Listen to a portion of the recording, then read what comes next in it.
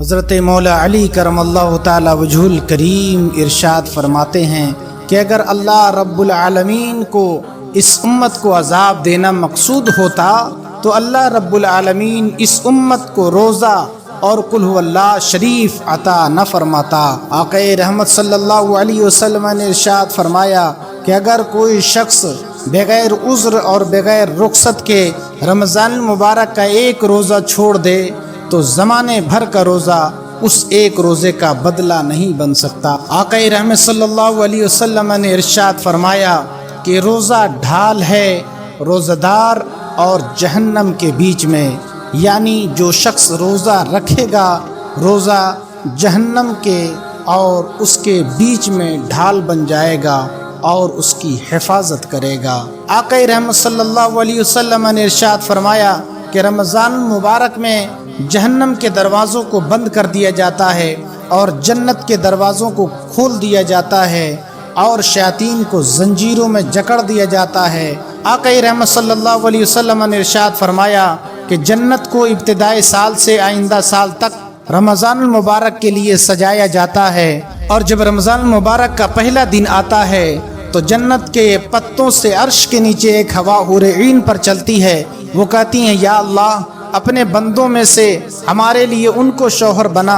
جن سے ہماری آنکھیں ٹھنڈی ہوں اور ہم سے ان کی آنکھیں ٹھنڈی ہوں۔ حضرت ابو امامہ رضی اللہ تعالیٰ عنہ سے روایت ہے، انہوں نے عرض کی کہ یا رسول اللہ صلی اللہ تعالی علیہ وسلم ہمیں افضل عمل بتائیں۔ آقا کریم صلی اللہ علیہ وسلم نے ارشاد فرمایا کہ روزے کو لازم کر لو۔ انہوں نے پھر عرض کیا یا رسول اللہ ہمیں کوئی افضل عمل بتائیں۔ پھر آقا کریم صلی اللہ علیہ وسلم نے ارشاد فرمایا روزہ کو لازم کر لو۔ پھر تیسری مرتبہ انہوں نے عرض کیا یا رسول اللہ ہمیں کوئی افضل عمل بتائیں۔ آقا کریم صلی اللہ تعالی علیہ وسلم نے فرمایا کہ تم روزہ کو لازم کر لو۔ گویا اس حدیث پاک سے معلوم ہوا کہ روزہ افضل عبادت اور اہم العبادات ہے، اس لیے روزے کو ترک نہ کریں۔ آقا کریم صلی اللہ علیہ وسلم نے ارشاد فرمایا جو رمضان مبارک کے علاوہ روزہ رکھتے ہیں اللہ رب العالمین تیز رفتار گھوڑے سے 100 برس کی مسافت کی دوری پر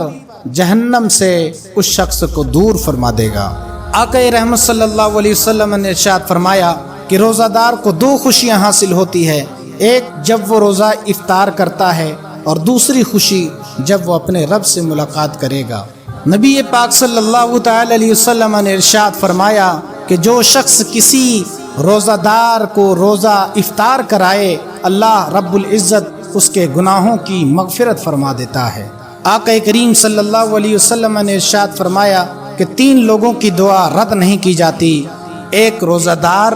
جب وہ افطار کے وقت دعا کرتا ہے اللہ رب العزت اس کی دعا قبول فرماتا ہے، اور دوسرا وہ مظلوم جب ظالم کے خلاف بددعا کرتا ہے تو اللہ رب العالمین اس کی یہ دعا قبول فرماتا ہے، اور تیسرا وہ عادل بادشاہ جو دعا کرے اللہ رب العزت ان کی بھی دعائیں قبول فرماتا ہے۔ نبی رحمت صلی اللہ تعالی علیہ وسلم نے ارشاد فرمایا کہ دین اسلام ہمیشہ غالب رہے گا جب تک لوگ افطار میں جلدی کرتے رہیں گے، اس لیے کہ یہود و نصارہ افطار میں تاخیر کرتے ہیں۔ حدیث قدسی ہے، آقا کریم صلی اللہ علیہ وسلم نے ارشاد فرمایا کہ اللہ رب العزت نے فرمایا الصوم لی وانا اجزی بہ، روزہ میرے لیے ہے اور میں خود ہی اس کی جزا دوں گا، اور ایک روایت میں ہے الصوم لی وانا اجزا بہ، روزہ میرے لیے ہے اور میں خود ہی اس کی جزا ہوں۔